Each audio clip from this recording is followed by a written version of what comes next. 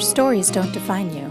How you tell them will. Hi, I'm Sarah Elkins, your host and chief story maker of Elkins Consulting.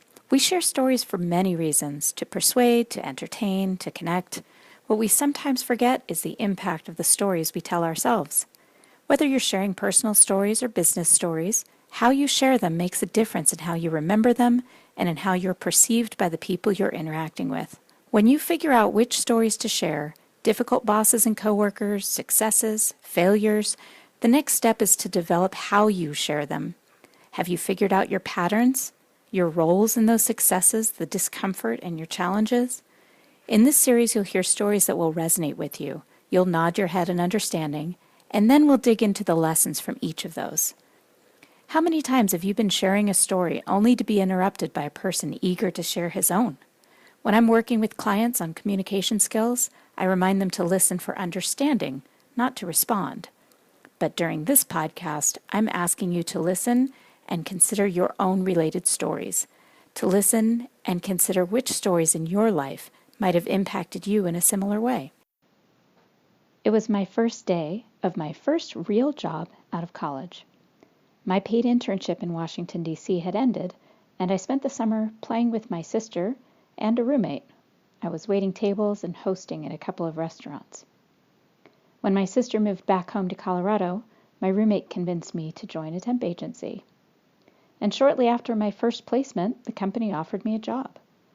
My appointment with Lori in the HR department was scheduled at 8 a.m. on a Monday morning. It was December and it was still dark when I woke up, eager to go to my meeting, fill out paperwork, and start my job with the meetings department at the American Chemical Society. I dressed in the dark and popped my head into my roommate's bathroom to say goodbye. She said, "Good luck, Sarah." I said, "How do I look?" And she said, "Great, have fun." It was still dim outside as I made my way from the apartment to Union Station to catch the train. I sat for the few stops to Farragut North Station and held my little briefcase, a graduation gift from my father, on the tops of my feet. In my eagerness and anxiety, the long escalator ride to the surface seemed even longer than usual. And as I stepped off the escalator, out from under the awning and onto the sidewalk, I glanced down at my feet. Oh dear. I looked back up and took a few more steps. I thought, oh no, I wouldn't have done that. Looking back down at my feet confirmed my initial observation. I was wearing two different colored shoes. One was black, the other was navy. They were identical pumps, except for the color, which now, in full sunlight, was obvious. I walked into the very first office building on my left, marched with confidence toward the tall counter as the man at the desk behind the counter looked up. "May I please use your phone?"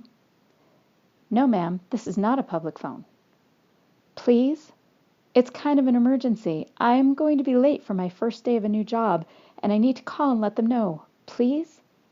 Insert the brightest, sweetest Colorado hick in the big city smile that I could muster. "Oh, okay, I guess." "Good morning, Lori. I'm on my way over now, only a few blocks away, but I have to run home, so I'm going to be late." "Well, I just noticed I'm wearing two different colored shoes." "No, you're right. I can't come to work like that." "Yes, 30 minutes. I'll be there." "Thank you." I hung up the phone, and the man at the counter stood to pull the phone back down from the tall desk so he could peer down at my feet and smile. Smiling back and thanking him, I ran back to the metro station, found myself grinning, feeling very silly, and trying to cover my shoes with my briefcase when I sat down on the train. I managed to get home, change a shoe, drive back to the office, pay an outrageous price to park the car near the building, and get to the HR office in about 30 minutes. That night, when I told my roommate the story over dinner, we could not stop laughing. Our stomachs were sore from the deep belly laughs that night. She reminded me of a few other little details I had managed to mess up over the previous few months, and came up with the term, Sarah-isms. I wasn't sure if I could take that as a compliment. It's interesting, though, those small details add up in similar ways to what I described in an earlier podcast about finding multiple Band-Aids on my hands. The difference here is that these little details are silly, not dangerous. And stories like these are great reminders that we're human, we're fallible, and that while it's important to take our jobs and responsibilities seriously, we should never, ever take ourselves too seriously. After all, we're human, no matter how high the pedestal on which we may stand or be placed. Just a few years after the 2 different shoes incident, I was in Vancouver, Canada for work. My colleagues and I took an afternoon to rent a car and drive up to Whistler to explore. It's a beautiful ski resort not far from the city. Reminded me a lot of Vail, Colorado. We were there in the spring, and the hills were covered in beautiful green grass and wildflowers. Just a small boutique store back then, Joe Boxer, happened to be open that day. Joe Boxer was that brand that got big and famous thanks to Forrest Gump and his yellow smiley face. Back then, it was a high-end product, but now you could find it at Kmart. I picked out a watch with a brown leather band and smiley faces in place of the numbers on the face. For my husband, I picked a fancy silver one with a smiley face imprinted in the face of the watch, and you could only tell when you looked closely at it. Wearing that watch as a DC professional, as a consultant implementing a major software program in agencies like the Federal Reserve, World Bank, and NSA, kept me grounded. When I found I was taking myself too seriously, all I had to do was look down at my watch. A smile would begin from my wrist and work its way up to my face, guaranteed.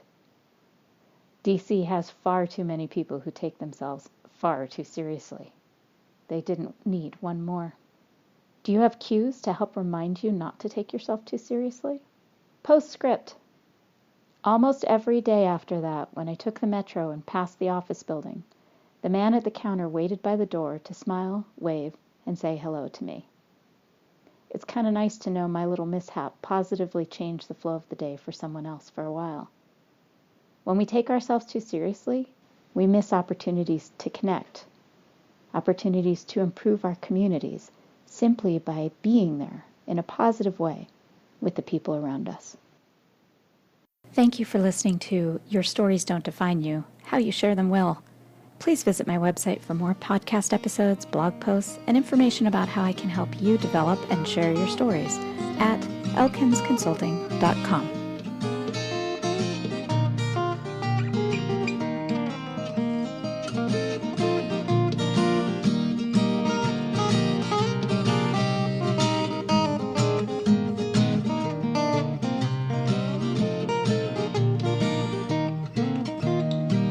Now listen to me, honey, while I say, how could you tell me that you're going away?